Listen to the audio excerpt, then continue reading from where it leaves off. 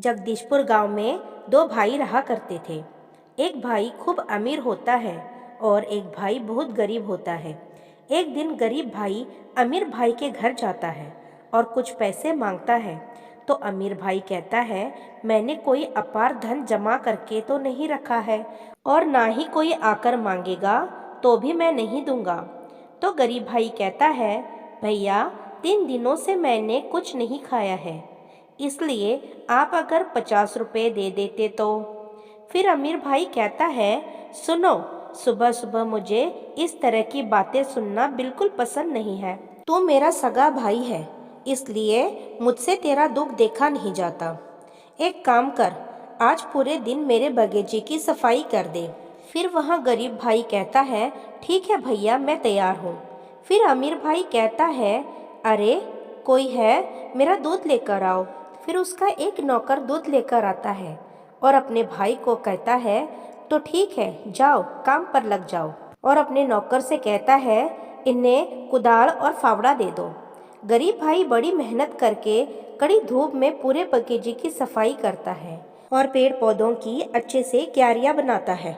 शाम हो जाती है, तब गरीब भाई अमीर भाई के पास जाता है अपने मेहनत की मजदूरी लेने के लिए। तो अमीर भाई कहता है, हाँ बहुत अच्छा काम किया है तूने। और अपने नौकर को आवाज़ लगाता है, सुनो, इसकी मजदूरी लेकर आओ। तो नौकर 4 रोटी और थोड़ी सी सब्जी लाता है और वहाँ रख देता है। फिर अमीर भाई कहता है, ये लो तुम्हारी पूरी दिन की कमाई। तो गरीब भाई कहता है, सिर्फ 4 रोटी?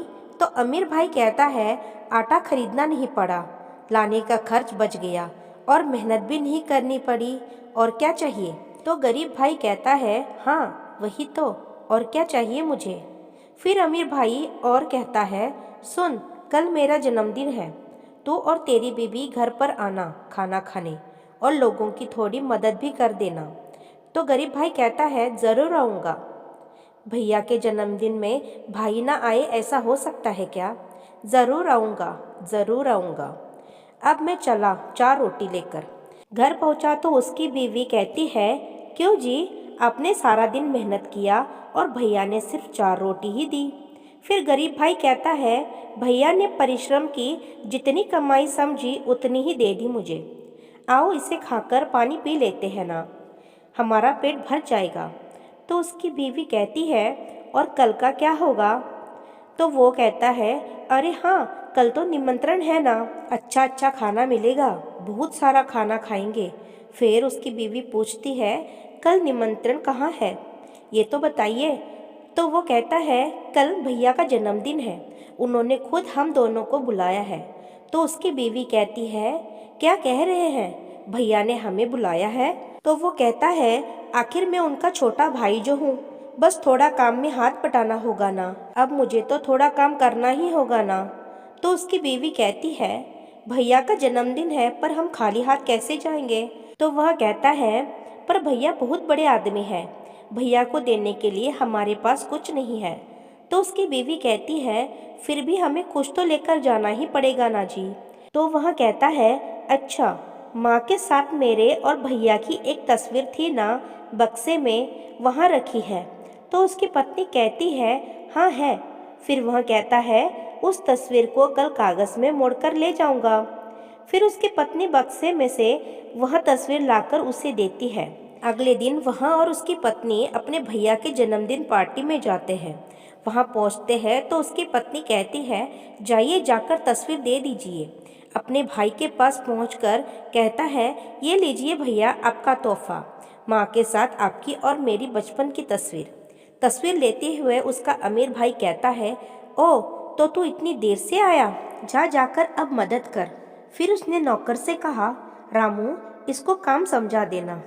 उसके नौकर ने गरीब भाई को झूठे बर्तन उठाने के लिए कहा और उसकी पत्नी को झूठे बर्तन साफ करने के लिए कहा। गरीब भाई ने पूरी पार्टी में सबके झूठे बर्तन उठाए और उसकी पत्नी ने झूठे बर्तन मांजे। सब लोग खाकर चले गए। उसके बाद उन दोनों का खाना खाने का नंबर लगा। वहाँ भी बहुत कम थोड़ा सा चावल मिला और थोड़ी सी सब्जी। इस पर उसके अमीर भाई ने कहा, अब पूछना मत, गेस्ट कुछ ज़्यादा ही आ गए थे, इसके लिए खाना ही खत्म हो गया। तुम तो घर के ही सदस्य हो ना, इसलिए जो बचा है उसे खाने में कौन सी शर्म। खा खा, पेट भर कर खा। फिर बेचारा कुछ ना कहते हुए कहा हाँ। फिर क्या था, उसे खाकर वहाँ घर की ओर जाने लगे तो रास्ते में कहता है चलो अब एक गाना ही गा लेता हूँ। तो उसकी पत्नी कहती है खाली पेट में गाना। तो वह कहता है आज भैया का जन्मदिन है, मैं गाना नहीं गाऊंगा तो कौन गाएगा। तो उसकी पत्नी कहती है खाली पेट गाना गाने की मेरी कोई इच्छा नहीं है, आपके भैया का जन्मदिन है, आप गाइए। फिर वह गाना गाने लगता है भैया तेरा जन्मदिन आए हर साल। जैसे ही वह गाना गाता है उसके पीछे पीछे कोई और गाना गाने लगता है भैया तेरा जन्मदिन आए हर साल। तो वह अपनी पत्नी से पूछता है अरे ये तुमने गाया क्या। तो उसकी पत्नी कहती है नहीं, मैंने तो नहीं गाया। तो वह कहता है तो फिर मेरे साथ किसने गाया। उसकी पत्नी थोड़ी आगे चली जाती है और वह वहीं रुक जाती है। तभी उसी के अंदर से एक व्यक्ति निकलता है जो फटा पुराना कपड़ा पहना होता है और बहुत कमज़ोर अवस्था में होता है। फिर उससे पूछता है क्या तुमने गाना गाया। तो वह कमज़ोर व्यक्ति कहता है हाँ मैंने गाया। फिर वह गरीब भाई पूछता है पर क्यों, और तुम हमारे साथ क्यों चल रहे हो बोलो। तो वह कमज़ोर व्यक्ति कहता है मैं तुम्हारे साथ क्यों चलूँगा, मैं तो तुम्हारे भीतर ही हूँ। फिर गरीब भाई कहता है क्या मतलब, कौन हो तुम। तो वह कमज़ोर व्यक्ति कहता है अभाव, तुम्हारी भूख, तुम्हारी दरिद्रता, तुम्हारा कष्ट, तुम्हारी भूख। तो गरीब भाई कहता है अरे भाई तुम क्या चाहते हो। तो वह कमज़ोर व्यक्ति कहता है कुछ भी नहीं, जैसे मैं तुम्हारे साथ था बस वैसे ही हमेशा तुम्हारे साथ रहना चाहता हूँ। गरीब भाई कहता है मुझे छोड़कर किसी और के पास चले जाओ ना।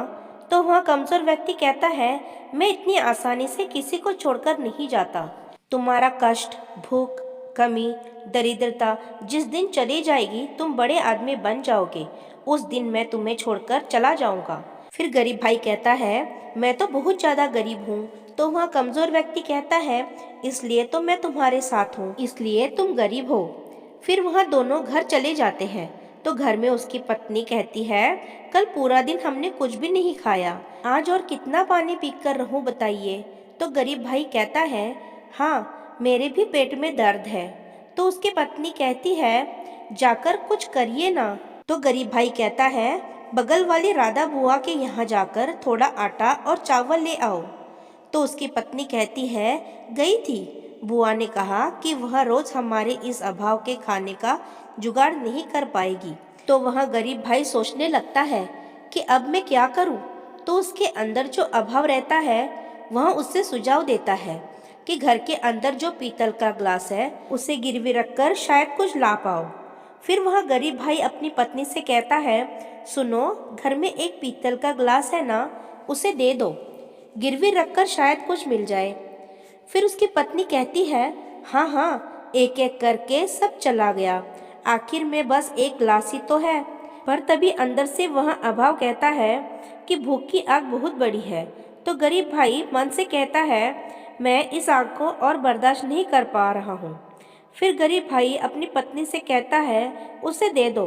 फिर वह बाजार जाकर उस गिलास को गिरवी रख देता है और उसे 300 रुपये मिल जाते हैं और कहता है आज कल परसों तक तो चल ही जाएगा। तभी अंदर से वह अभाव उसे सुझाव देता है कि क्यों, सूखी रोटी ही खाओगे क्या, थोड़ा आलू मटर और पनीर भी ले लो, देखना रोटी के साथ खाने में बड़ा मज़ा आएगा। गरीब भाई कहता है गलत नहीं कह रहे हो, वैसे भी मैंने पनीर की सब्जी काफ़ी दिनों से नहीं खाई। तभी उसे सामने पनीर की दुकान दिखाई दी। तो अभाव अंदर से कहता है वो देखो पनीर की दुकान, जाओ ले लो। पनीर की दुकान पर पहुंचता है तो पनीर का भाव पूछता है। तो दुकानदार कहता है 60 का पाव है। गरीब भाई एक बार कहता है चलो जाने दो, नहीं लूँगा। तो अंदर से अभाव कहता है अरे ये क्या कह रहे हो, एक दिन तो खाओगे ना, ले लो। फिर वह गरीब भाई मन बना लेता है और कहता है अच्छा दे दो, एक पाव पनीर ले लेता है। और फिर अभाव अंदर से कहता है थोड़ा आलू, प्याज, मटर और सरसों के तेल के बिना सब्जी कैसे बनेगी बताओ। और उसके बाद आखिर में अगर एक केक या फिर रसगुल्ला मिल जाए तो कैसा रहेगा बताओ। तो गरीब भाई कहता है, अरे बाप रे। फिर अभाव कहता है, अरे बाप रे नहीं, कदम आगे बढ़ाओ। तुम अकेले तो नहीं हो, तुम्हारी बीवी भी है। तुमने कितने दिनों से उसे अच्छा खाना नहीं खिलाया। ज़रा सोचो, आज जब मौका है तो ले लो। रोटी और मटर पनीर की सब्जी और साथ में रसगुल्ला। सब सामान लेकर जब घर पहुंचा तो उसकी बीवी कहती है, क्या ग्लास गिरवी रखकर राजा बन गए। आलू मटर रसगुल्ला सब लेकर आए। फिर गरीब भाई कहता है, अरे एक ही दिन तो खाऊंगा ना। तो उसकी बीवी कहती है, तो क्या दूसरे दिन पेट पर कपड़ा लपेट के रखोगे।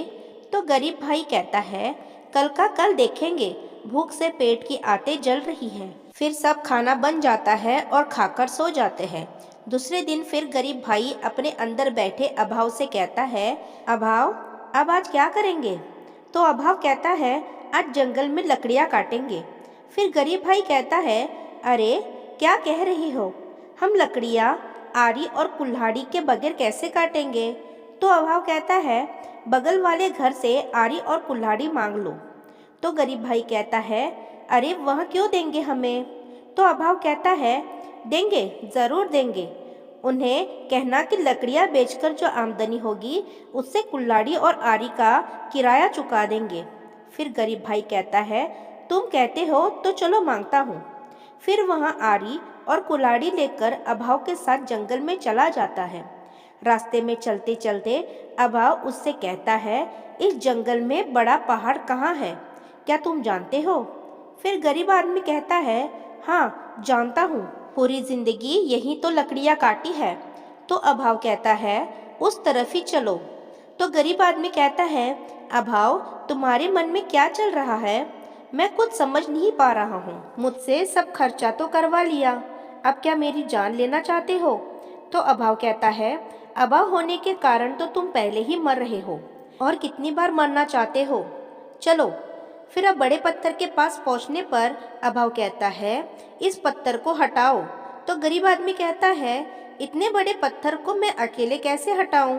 फिर अभाव कहता है, सोचो, तुम्हारे घर के छत पर एक छेद है, अत्यधिक बारिश में पानी टपक रहा है, धक्का दो। तुम्हारी पत्नी के पास बस एक ही साड़ी है, वह भी फटी हुई है, तुम्हें बहुत जोरों की भूख लगी हुई है। इस तरह का कर अभाव। उसके अंदर हिम्मत बनता है और वह खूब जोर लगाकर उस पत्थर को हटा देता है। फिर अभाव कहता है, देखो तुमने कर दिखाया। फिर गरीब आदमी कहता है, कैसे किया मैंने। तो अभाव कहता है, तुमने नहीं, तुम्हारे अभाव ने किया, तुम्हारे द्वारा पत्थर हटा लिया। और जब पत्थर हटा तो उस जगह में एक सुरंग थी। फिर अभाव बोला, अब देखो अंदर दो घड़े हैं, उसे उठा लो। फिर गरीब आदमी उस सुरंग के अंदर जाता है और अंदर दो घड़े होते हैं और घड़े का ढक्कन हटाता है और कहता है, अरे ये क्या, ये तो सोने की मोहरों से भरा हुआ घड़ा है। फिर बाहर से अभाव कहता है, ले लो, चलो मजे से जीवन बिताते हैं। और वह गरीब आदमी उस दोनों घड़ों को उठाकर सुरंग से बाहर आता है। फिर उस गरीब आदमी के दिमाग में ख्याल आता है और अभाव को कहता है, अभाव और है क्या, जरा जाकर अंदर देखो तो। अभाव कहता है, ठीक है, जाकर देखता हूँ। अभाव जैसे ही उस सुरंग के अंदर जाने के लिए झुकता है तो गरीब आदमी उसको पीछे से धक्का दे देता है और वह धड़ाम से अंदर गिर जाता है। फिर वह गरीब आदमी फिर से उस पत्थर को धक्का देकर सुरंग को बंद कर देता है। फिर अभाव अंदर से कहता है, यहाँ तुम क्या कर रहे हो। तो गरीब आदमी कहता है, तुम यहीं इस सुरंग में दबे पड़े रहो, अगर तुम साथ रहोगे तो यह सारी मोहरें 2 दिनों में ही खत्म हो जाएंगी, और ऐसा बिल्कुल नहीं होने दूंगा मैं। फिर कुछ दिनों बाद में वह अपने अमीर भाई के पास जाता है और कहता है, भैया कल मेरा जन्मदिन है, आप आइएगा ज़रूर। फिर उसका अमीर भाई कहता है, अरे बाप रे, तो अपने जन्मदिन पर मुझे निमंत्रण दे रहा है। फिर वह गरीब भाई कहता है, हाँ, आखिर मेरे अपने कहे जाने वाले आप ही तो हैं। गांव के सभी लोग आएंगे, आप भी आना, ज़रूर आना, बहुत सारी खरीदी करनी है, चलता हूँ मैं। फिर उसका अमीर भाई सोचने लगता है कि एक दिन मेरे यहाँ काम किया था, बस कुछ एक रोटी के लिए, वह आज बहुत खरीदारी करने लग गया है, इस मामले को देखना पड़ेगा। फिर उसका अमीर भाई अगले दिन जन्मदिन पार्टी में पहुंचता है तो देखता है कि उसका गरीब भाई सबको बहुत बड़ी पार्टी देता है और सबसे कहता है, थोड़ा और पुलाव लो ना, आपको मिठाई दूँ क्या? लोग मना करते हैं तो कहता है, अच्छा अच्छा ठीक है, खाइए खाइए। यह सब उसका अमीर भाई देखकर सोचता है, पुलाव, मिठाई, पूरी, अरे बाप रे, यह तो बहुत कमाल की बात है। घर को भी 2 दिनों में चमका दिया है। ऐसा लगता है कि मुझसे भी बहुत बड़ा अमीर बन गया है।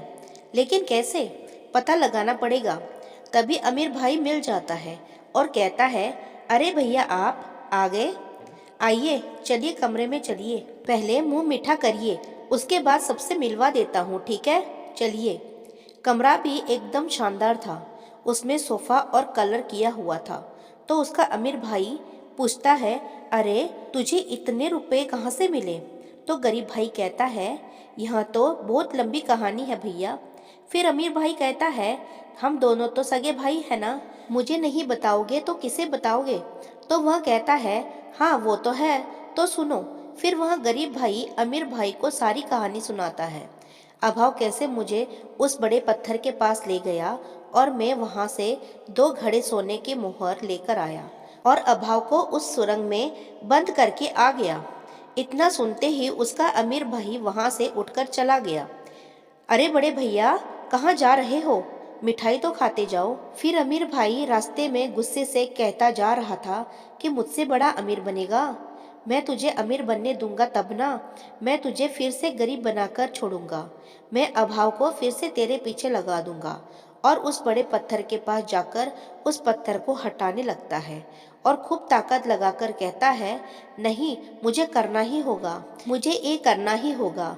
और उस पत्थर को हटा देता है और अंदर से अभाव को बाहर निकाल देता है। अभाव बाहर निकलते ही कहता है, बाप रे, तुमने मुझे बचा लिया। यहाँ तो मेरा दम ही निकल रहा था। मैं हमेशा तुम्हारा आभारी रहूंगा। फिर अमीर भाई कहता है, जाओ जाओ, फिर से मेरे भाई के पास लौट जाओ। तो अभाव कहता है, हाँ हाँ जाता हूँ, जाता हूँ। फिर वह अमीर आदमी अपने घर पहुंचकर कहता है, इतनी देर में तो अभाव फिर से उसके घर में पहुंच गया होगा। अभाव का खेल भी शुरू हो गया होगा। इतना कहते ही पीछे मुड़कर देखा तो अभाव उसके घर के पलंग पर ही लेटा हुआ होता है।